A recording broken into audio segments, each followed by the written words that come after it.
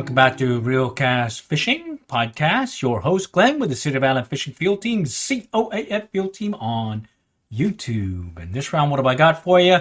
Well, we're closing out 2023 with a trip to Waterloo up in Denison. And yours truly had it was a little tough, but I was able to catch a fish or two, at least to close out the year. So with that, let's go and take a run to Waterloo, Denison, up in Denison, Texas. Okay, so I'm starting out with a 3-weight, and let's see if I can pause this a little bit. Yeah, I start out with a 3-weight fly rod. It's the one from Orvis that I picked up that I'm trying to use. It's a 10-foot 3-weight, and we're hitting up Waterloo. You can see there's a lot of construction that they just started up with, I believe, just in the last year, and it looks like they're getting some new paths and whatnot.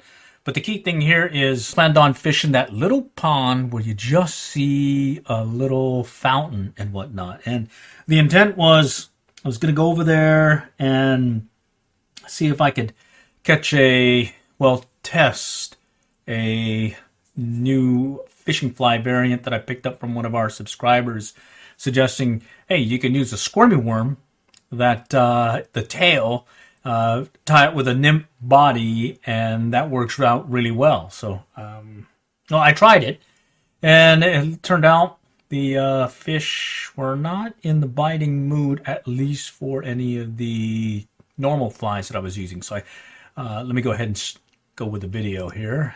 All right, so I'm walking up to Waterloo, checking out the pond. I can see it's fairly clear, some good movement. Put on a strike indicator about 2 or 3 foot from there, and it turns out they didn't want any of those flies. But luckily, they were hitting this Griffith's gnat, and in fact, I got a couple of hits off it, but then I lost it. But luckily, I found the Crackleback, and I was able to luck into a trout with the Crackleback. Then I did a variant of the Crackleback. It's got a grizzly hackle, and I was able to get one to strike. And here's just a view of one of what I was dealing with. In fact, here, let me go bring it back a little bit.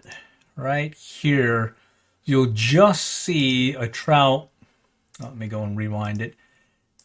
You'll just see a trout on the left side of the screen coming out, and that's what they were doing. They were just feeding on whatever was biting, or correction, whatever was hatching. And they just seemed to be the size 16 Griffith's gnat that I only had one in my fly box. So Murphy's Law had it that you're going to lose that one.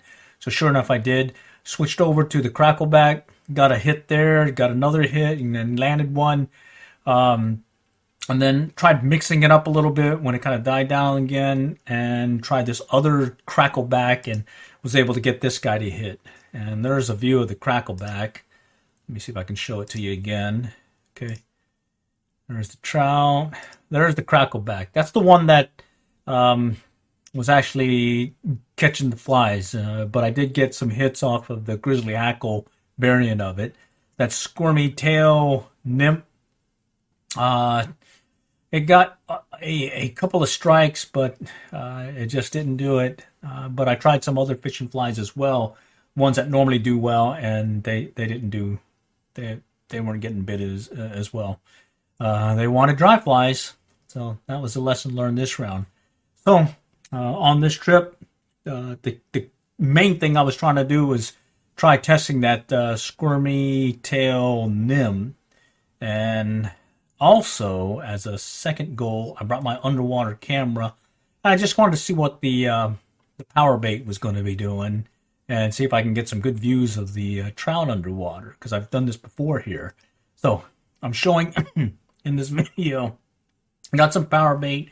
I'm going to toss the Water Wolf camera in the water, and immediately I'm noticing there's some trout coming about mid-depth to the lower part of the water column. Go right by. I believe they're actually looking at my camera and looking at it before it hits the bottom and disappears in the greenery. And so the big takeaway with seeing all this greenery and stuff is the suggestion being put on a Carolina rig and set up your PowerBait about 2 to 3 feet from there and adjusting. So here's another cast on there, and about mid-depth again, there's a trout staring right at the camera. All right, and then I switch, or I keep going, and you'll just see one kind of go by, as well as a turtle that's kind of staring at my camera as well. And in fact, you'll just see a glimpse of it in the video as it goes by, kind of feet or fins going by. Well, I think he may have took some of my bait. Anyhow, I bring it in, and as I'm bringing it in, I notice the trout are chasing the PowerBait. So a couple of lessons learned that I'll touch on here shortly. But I cast again, this time immediately getting some more of these trout, looking at my PowerBait setup, and then hitting the bottom, and at that point, it's a done deal there. So let's see. So bottom line, what I noticed was when it came to these trout, taking a look at my PowerBait rig, the big takeaway was set up that Carolina rig about 2 to 3 feet and then adjust. If you're not getting any hits, give it more line, because really clobbered bottom, and that was a key thing having this Waterwolf camera. Let me think. The other piece that you want to keep in your back pocket is be sure to provide some movement. Give it, maybe troll it in a little bit, or drag it, sort of how you would fish a plastic worm, where you cast it out, let it hit bottom, and then just kind of drag and lift, because I noticed a lot of trout activity, or at least trout were chasing the PowerBait, as well as this power worm that I set up afterwards. And so that was the trip for 2023.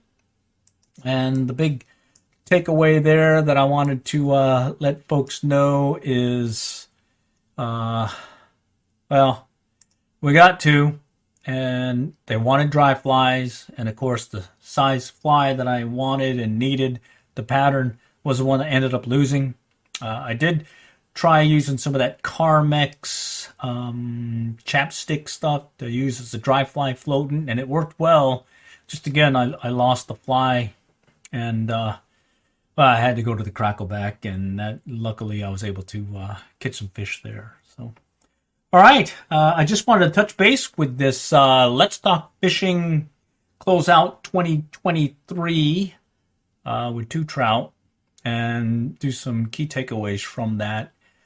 Specifically, one, be sure to have your dry flies when they're striking on top and they're feeding on the upper part of the water column, if not right on the surface. Definitely have some Griffith's net, at least for Waterloo. Over the course of the years, I've noticed Waterloo tends to have some kind of hatch that happens in the later part of the day, and having that right size fly is usually key. And size 16, size 18, Griffith's net, you're good to go. I was using this huge Crackleback on a size, I'd say 10 hook, and I was able to get those two. I did get a bunch of misses though. And then if you are going out there with PowerBait, definitely set up a Carolina rig, start 2 to 3 feet, and then adjust from there. And then the other thing is, if you're not getting any bites, or at least quick bites, do try dragging that rig through the water and get that movement, because you see in that video, you can see the trout just chasing after it. In fact, here, I'll go back to the video real quick. And for those on the podcast, what I'll describe is, well, I'll describe what I'm seeing, or what I'm demoing here. So let's see. Let's see if I can take it right. Okay, here we go. So you see how it's floating to the bottom, the camera, and the trout are reacting to the camera and that movement. And I'll go show another one. I think this one will be a good one here. It's sinking. It's all murky. And then sure enough, there's one, two. There's a trout staring right at the camera itself. And then he chases off maybe swims off, continues on, and there's a turtle that looks at it next. Anyhow, that was some of the key takeaways this round. So that was the fun to close out 2023. Until then, we'll just go ahead and close out this impromptu, real quick, close out 2023 Let's Talk Fishing episode. All right, all for now. Next time we'll catch you all later, and good luck and good fishing.